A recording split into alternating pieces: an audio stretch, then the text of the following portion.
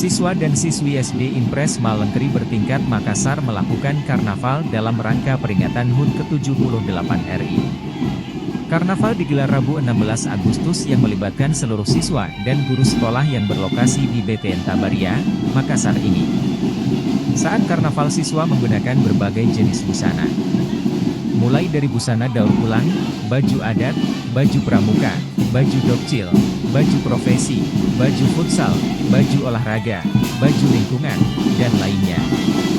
Kelompok Lumban SD ini memimpin barisan dengan lagu kemerdekaan.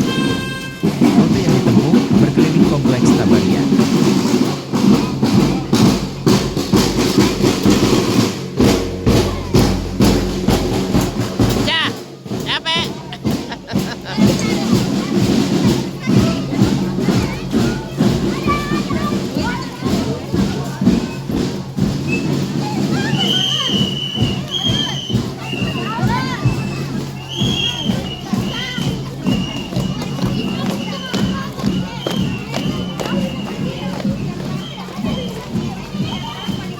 Itu depan ini.